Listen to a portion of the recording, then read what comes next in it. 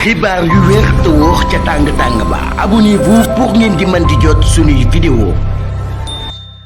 Gàmmu ca Tiwaawoon état bu Sénégal daal dinay dëggalaat engagement yi nga xam ni daal na koy jël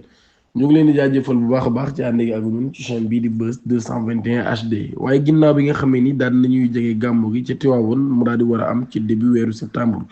ministre de l'intérieur bi di Jean Baptiste Tine moom mi nag daal dinay jiite ab réunion nationale boo xam ne dañ ko nag daal di def mu daal di ñeel mbirum waaj gi ñuy waaj boobu le événement bu am solo ñu koy def ci wàllum diine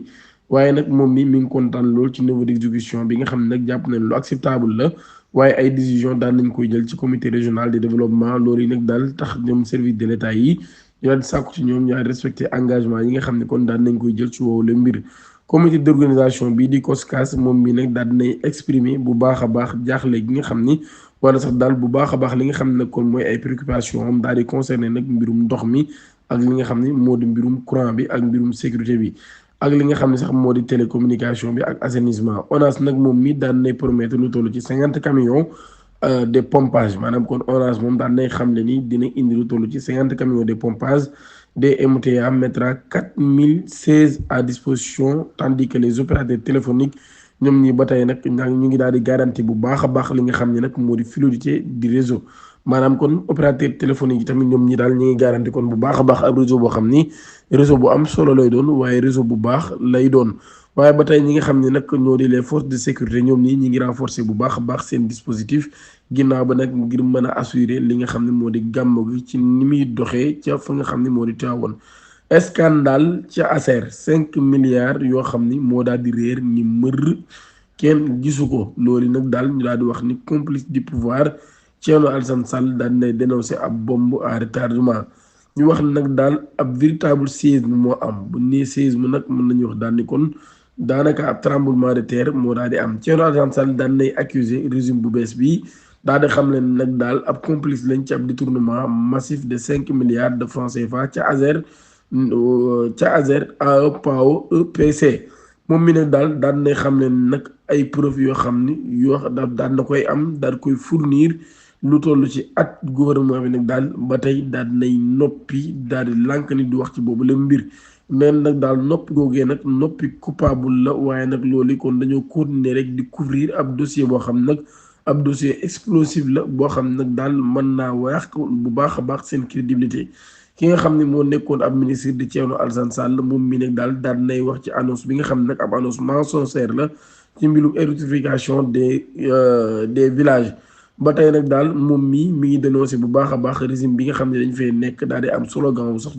jubal jubbanti ñoom mi nag daal mi nga xam ne nag en réalité dañoo nekk nag daal di nëbbu ab tâche boo xam ni tâche bu ñuul la maanaam kon daal dañoo nekk nag di nëbb ab gàkk-gàkk boo xam ni am na ci seen biir loolu nag daal nekk loo xam nag mbirum corruption la maanaam mbirum guerre la waaye itam mbirum manipulation la loolu nag daal mu daal di koy décrire comme ab scandale d'état moom mi nag daal ba tey Sall mi ngi interpellé bu baax a baax ki nga xam ne moo di procureur de la république waaye tamit daal di dénoncer mbir mi bu baax a baax jàpp nag daal ab justice la boo xam ne dafa paralysé maanaam justice la boo xam ne kon daal dafa paralysé wa tey daal kon moom Thierno Alassane Sall mi ngi xam leen nag daal loolu ab bombe politique la boo xam ni mën naa éclater à tout moment.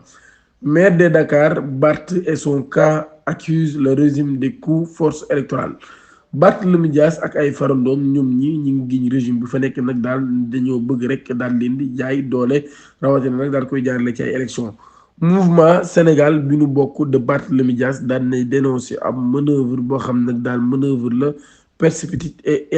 illégale du ministre des collectivités territoriales moom mi nga xam ne sax dafa bëgg a organiser ay élections ngir nag daal di remplacer le maire de Dakar ginnaaw bi nga xamee nag daan nay defoon ab recours te recours boobee jamono yi mi ngi nekk ci kanam cour suprême loolu yi kon moom Barthélémy Dias ak ay partisans dañoo jàpp nag ab décision la boo xam ne daal ab volonté politique la maanaam daal kon politique rek moom moo ko daal di daal ngir nag ñu daal di koy jëlee kon ginnaaw bi nga xamee ne kon jëlee nañ ko ci bopp mairie bu Dakar moom mi mu daal def ab recours lan moo tax kon ñu daal di bëgg a organiser ay élections te recours boobee vidéo guñ boobu leen mbir waaye nag ba tey moom mi ginnaaw boo xamee daan nañ sukkandiku ci constitution bi et code des collectivités territoriales mouvement bi nag daan nañ accuser ministre bi ak préfet de Dakar ñoom ñi nag daal di jàpp ni dañoo piétiner li ñuy wax séparation des pouvoirs waaye nag daal dañoo orchestré aussi ab violation flagrante de l'état de droit kon nag moom mi moo tax mi ngi woo li nga xam ni moo di les forces vives ngir nag daal di mobiliser ngir nag lim jàpp ni ab coup de force électorale la ñu daal di koy xeex ndax jàpp na ni loolu yi dafay menacer bu baax a baax la ñuy wax stabilité institutionnelle du pays. Sénégal 147 migrants la ñuy intercepté ci ab réseau de passeurs démantelé ginnaaw bi ñu leen intercepté kon daan nañu nag daaneel kon ab réseau de passeurs. ab pirogue boo xam ne dafa surchargé lu toll ci 147 migrants lu toll ci ñaar fukki jigéen kon daat ci am ak fukk ak ñaar yoo xam ni ay xale lañ maanaam ay mineur ñoom ñi nag daal daan nañ leen di teg loxo ginnaaw bi nga xamee ni marine bu Sénégal moom moo def lu nu mel ca côte gambien mu nekk nag ab scène dramatique boo xam nag dafa illustrer li ñuy wax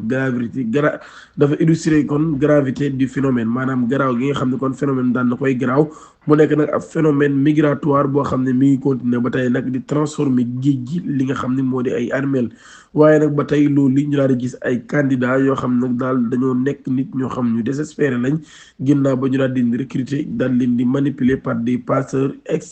sans scrupule loolu leen daal di bind ngir nag ñu daal di def ab voyage dem ci bitim réew ñu wax nag daal derrière ces voyages mortels si cassé un réseau structuré où chaque place c'est monnayé entre 300 000 et 600 000 maanaam kon voyage boobee nga xam ni ab voyage la boo xam ni mën nga cee jaaree ñàkk sa bakkan mbir la mu ñu organiser ndax daal place bu ci nekk nag doon nañ ko jaayee 300 000 jàpp 600 000 loolu yi nag moo daal di wane l'ampleur des trafics lucratifs maanaam daal kon loolu yi kon daan nay tax nag mu daal di am ampleur bi nga xam ne daan na koy am ñu daal di koy def nag ci dunduk ay doomu aadama yoo xam ne français lañ lu toll ci juróom-ñaari nit kon lañuy identifier comme membre de l'équipage comme daal ñoo xam ne ñoo bokkoon ci boobu lépp équipe doon yóbbu nit ñi daan nañ leen di arrêté nag daal leen yóbbu ci yoon waaye nag mu nekk mbir moo xam nag daal daan nay wax ni daan nay leeral échec bi nga xam ne kon collectif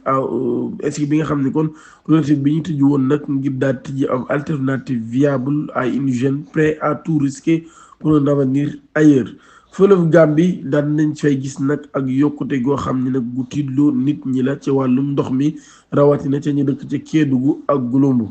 li nga xam ni nag moo di bulletin hydrologique de ce mardi 19 août daan nay alerté ci ab montée boo xam ne nag bu gaaw la lool ci wàllum ndox mi ca fleuve de Gambie loolu nag daal di am ab espace boo xam ci 24 heures nouveau plan de l'eau bi daan nay yéeg lu toll ci 60 centimètres ca Kédougou ak 65 centimètres ca Gouloumbou loolu nag kon daal di ñoom ñaar ñëpp kon bu ci nekk benn daal di am li nga xam moo di 5,13 mètres benn bi 7,1 mètres mu nekk nag ab yokk boo xam ni yokk bu doy waar la te mën naa indi catastrophe su moytuwul. CAN 2025 les lions locaux en 4 malgré un nul poussif contre le Soudan lions locaux yu Sénégal ñoom ñi daan nañuy valider seen ticket ngir nag lu toll ngir nag quart de finale de CAN 2025 mardi ca Zanzibar après ab match nul boo xam ne dafa am ci seen diggante ak Soudan ginnaaw ba nag daal les Sénégal ñoom ñi daan nañu kon jël deuxième ci groupe D bi ak 5 points loolu yi kon moo tax ci ab victoire boo xam ne dañ ko amoon ci Nigéria ak 2 matchs nuls malgré ab pression kon boo xam daan nay am ci seen biir ñoom ñi daan nañuy qualifié di leen jaajëfal bu baax a baax ci ànd gi ak ñun ci chaîne bii di Buzz 221 HD di leen jox dig daje ba ëllëg incha allah jërë ngeen jëf.